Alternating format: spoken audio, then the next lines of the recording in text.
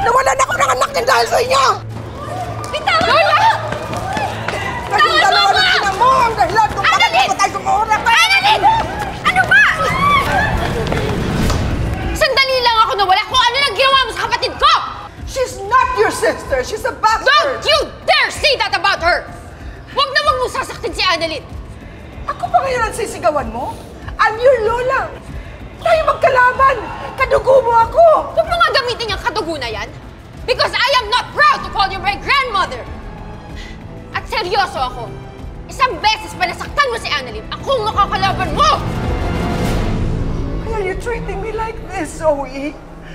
You're ruining your own family! Oh my God.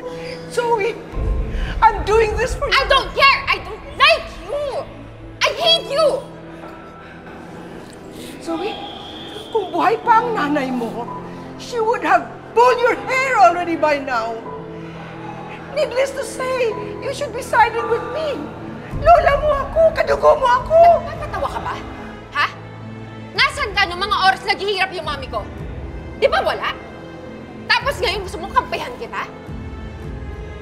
Isa pang beses, sasabihin ko sa'yo, I am not proud to call you my grandmother. Madam, tara na po.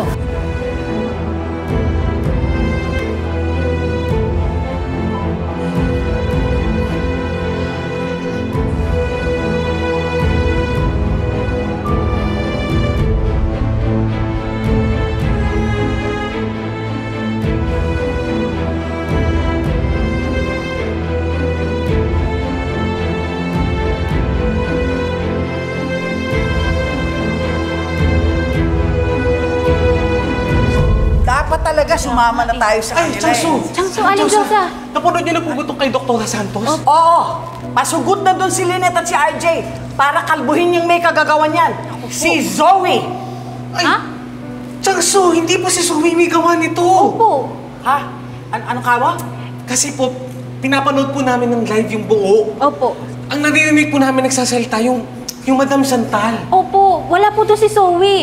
Tsaka po yung Daphne, nahabgit po ng camera. Opo, kasi si Madam Chantal po yung may hawak ng camera. Opo. Hay naku, Chang. Yan ang sinasabi ko sa inyo. Mali na naman kayo. Mali na naman ang sinumbong nyo kay Lynette.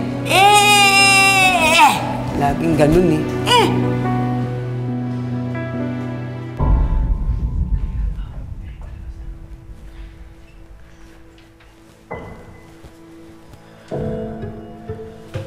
Doc Lindon, Ma'am Lynette, Doc RJ. nasa si Annalyn? Nasa security office po sila. Kasama niya si Zoe. Si Zoe? Opo. Lindon, totoo ba na si Zoe ang gumawa nito kay Annalyn? Si Zoe po? Doc, hindi si Zoe. Kasama ko si Zoe.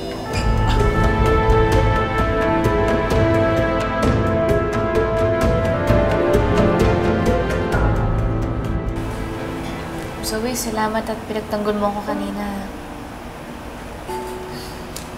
Annalyn, I'd do it all over again if I have to. Hindi isang Madam Chantal Dubois ang makakasira sa atin. Pero alam mo, naiisip ko, dapat hinayaan ko na lang na magkasama kayo ng lola mo eh. Bakit naman? Eh, kasi mukhang nagtatampo siya na ako yung kinampihan mo. Kahit na, hindi enough reason yun para tratuhin ka ng ganun. Nainis nga ako eh. Kasi dapat bonding natin to eh. Tapos, nauwi pa tayo dito sa security office. Hayaan mo na. At least magkasama tayo, di ba?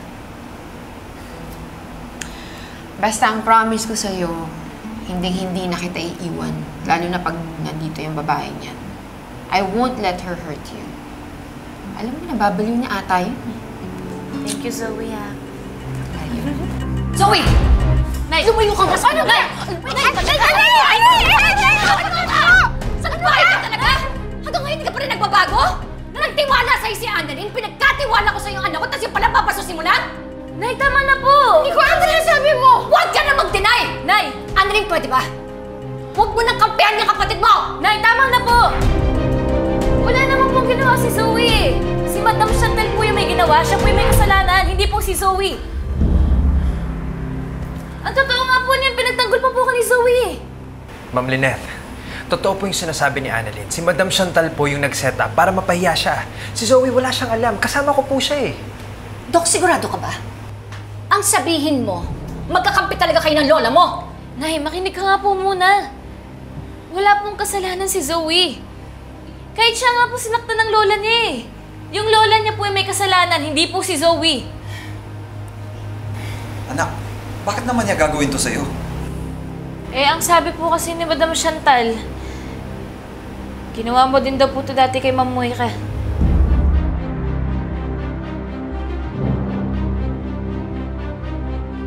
Sunog! Sunog! May sunog! Oh my God! Oh my God! Sandali, matutusta ako yung damit ko, di ba? Hello! Tulong! Oh my God! Receiver! Sandali yung damit! Sunog! Sunog!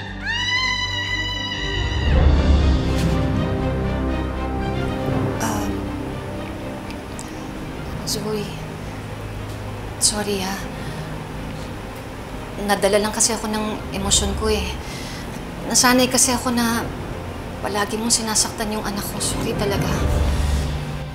Tita Lynette, alam kong bias pa rin kayo sa akin. Pero sana naman sa susunod, huwag kayong basta-basang nananakit. Tinulungan ko na nga tong anak niyo eh. Tapos ganito pa. Zoe, sorry na.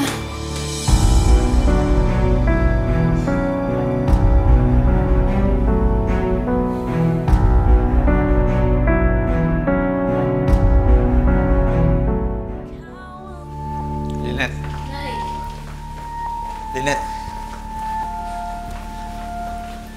Lynette. Lynette.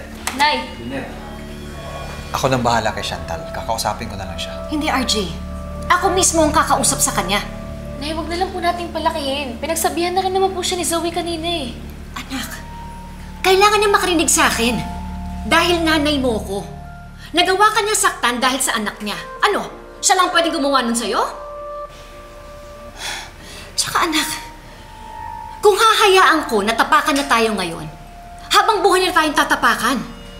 Pero Nay, kung gaganti po kayo at sasaktan niyo po siya, edi ulit-ulit lang po to. Parang yung nangyari sa inyo ni Ma'am Moira. Walang katapusan po yung gantihan, di ba?